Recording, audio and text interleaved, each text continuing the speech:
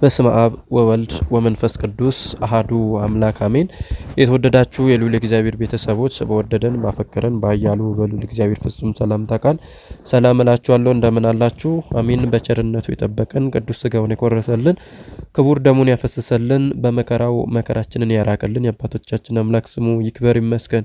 እናቱ እናታችን እናትነትን ከድንግልና ድንግልናን ከንጽህና አስተባብራ ያዘች ወላዲተ አምላክ እመብርሃን ስሟ በተሰጣት ክብር መጠን የተመሰገነችና ከፍ ከፍ ያለች ትሆንልን። ቅዱሳን መላእክት፣ ነቢያት፣ ሐዋርያት፣ ጻድቃን፣ ሰማዕታት፣ ደናግላን፣ መነኮሳት እግዚአብሔር በመረጣቸውና ባከበራቸው ክብር መጠን ስማቸው የተመሰገነና ከፍ ከፍ ያለ ይሆንልን።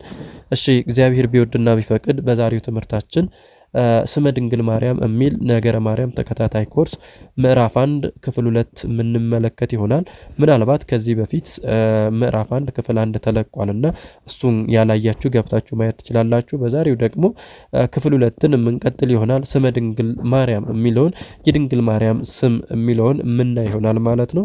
እግዚአብሔር በመካከላችን ሆኖ እንዲያስተምረን እንዲገስጸን የእርሱ ቅዱስ መልካም ፍቃድ ይሁንልን።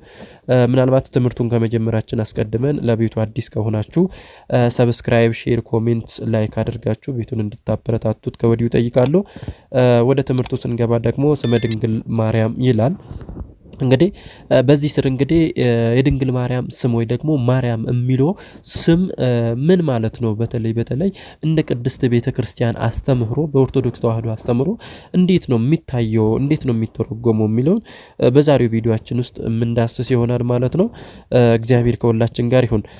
እሺ እንግዲህ በመጀመሪያ ስመ ድንግል ማርያም ይላል። ስመ ድንግል ማርያም የሚለውን ከመግባታችን በፊት በመጀመሪያ ስም ራሱ ምን ማለት ነው የሚለውን ስንመለከት እንግዲህ በተለይ በእስራኤላውያን ዘንድ ስም ምንን የሚገልጽ ነው? ጠባይን፣ ግብርንና ሁኔታን እንደሚገልጥ ሆኖ ምን ይላል? ይሰየማል። ምን አልኳችሁ? በእስራኤላውያን ዘንድ ስም ጠባይን፣ ግብርንና ሁኔታን እንደሚገልጥ ሆኖ ይሰየማል። ስለዚህ ከዚህ የተነሳ የእመቤታችን የቅድስት ድንግል ማርያም እናትና አባት ወይ ደግሞ ቅዱስ ኢያቄምና እናታችን ቅድስት ሐና ለእመቤታችን ለቅድስት ድንግል ማርያም ማርያም ብሎ ስም አውጥቶላታል። ይህ ስም የእመቤታችንን ማንነት የሚገልጥ ነው። ስለዚህ ማርያም ማለት ደግሞ ምን ማለት ነው ስንል ወደ ትርጉሙ ስንመጣ ደግሞ ማርያም ብሎ ስም አውጥቶላታል። ትርጉሙ ደግሞ ምን ማለት ነው ስንል ብዙ ትርጉሞች አሉ። እነዛ ትርጉሞችስ ምንድናቸው ስንል ለምሳሌ አንደኛ ላይ ስንመለከት ማርያም ማለት በዕብራይስጥ ቋንቋ መሪያም ማለት ሲሆን እመብዙሃን ወይ ደግሞ የብዙዎች እናት ማለት ነው። ምን አልኳችሁ? ማርያም ማለት በዕብራይስጥ ቋንቋ መሪያም ማለት ሲሆን ትርጉሙ ምን ማለት ነው? እመብዙሃን ወይ ደግሞ የብዙዎች እናት ማለት ነው።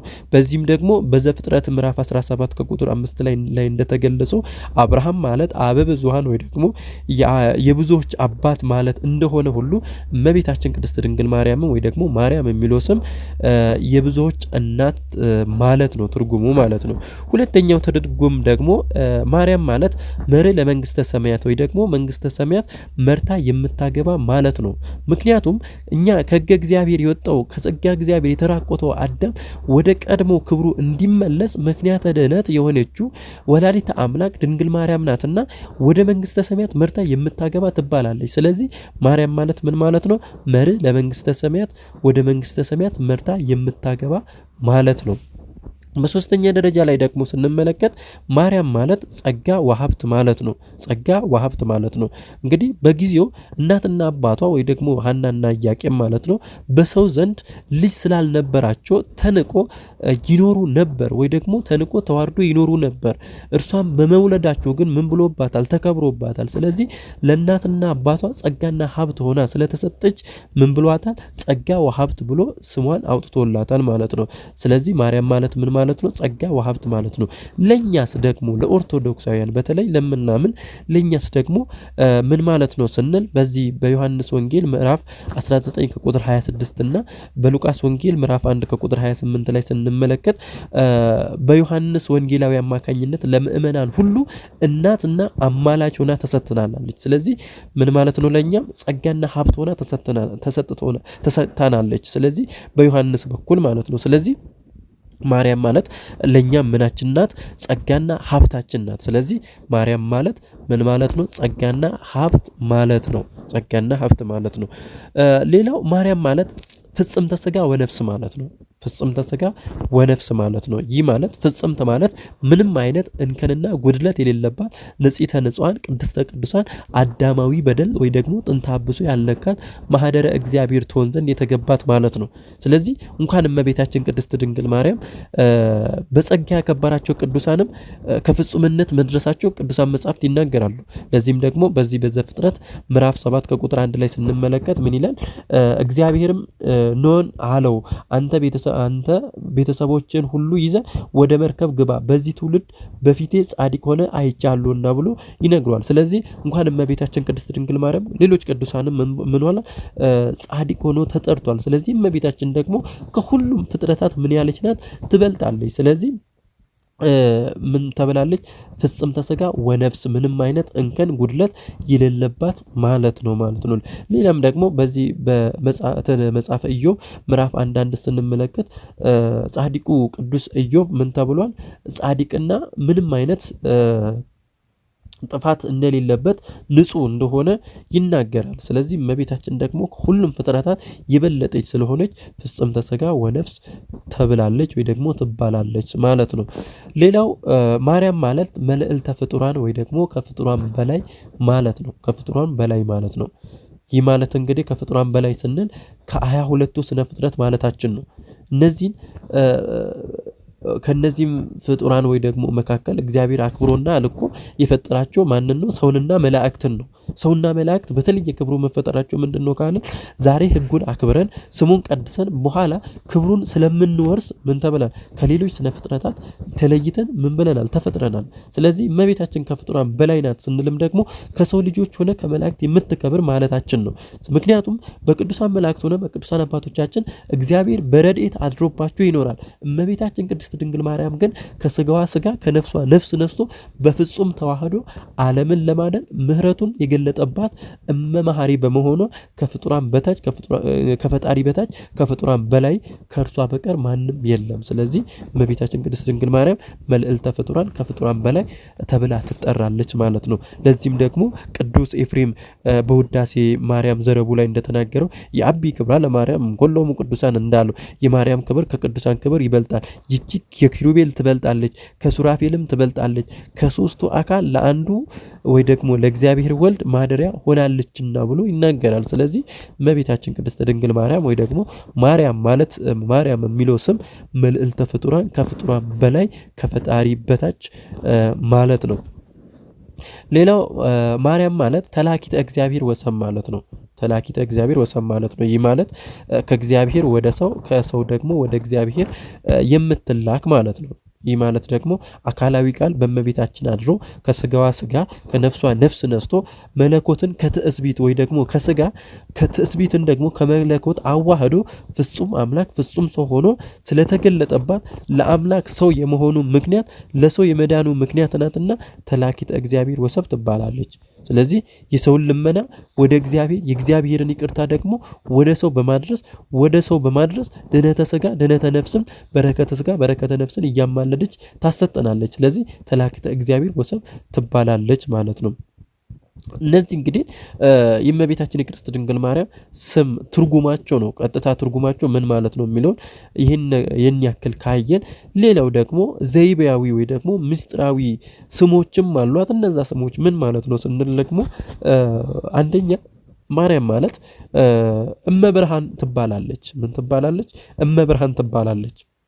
እንግዲህ ጌታችን መድኃኒታችን ኢየሱስ ክርስቶስ በማዕለ ሥጋዌ ደግሞ በማስተማር ዘመኑ እኔ የዓለም ብርሃን ነኝ ብሎ ተናግሯል። እኔ የዓለም ብርሃን ብሎ ተናግሯል። በዚህ በዮሐንስ ወንጌል ምዕራፍ 8 ከቁጥር 12 ላይ ማለት ነው። እና ቅዱስ ዮሐንስ ወንጌላዊ በራእይ ሴት ብርሃን ተጎናጽፋ ጨረቃ ተጨምታ 12 ከዋክብት የተቀረጸባት ዘውድ ደፍታ ተገለጸችልኝ ብሎ በዚህ በራእዩ በምዕራፍ 12 ከቁጥር 1 ላይ እንደምንመለከተው ተናግሯል። ስለዚህ ብርሃን የተባለው የብርሃን አምላክ ጌታችን አምላካችን መድኃኒታችን ኢየሱስ ክርስቶስ ነው። ስለዚህ የእርሱ እናት ደግሞ ድንግል ማርያም ስለሆነች ይቺ እመብርሃን የተሰኘውን ስም ይገባታል። ስለዚህ ምን ትባላለች? እመብርሃን ተብላ ትባላለች። ለምን?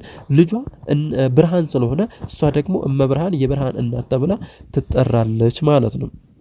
ሁለተኛ ላይ ስንመለከት ወላዲት አምላክ ተብላ ትጠራለች። ምን ተብላ ትጠራለች?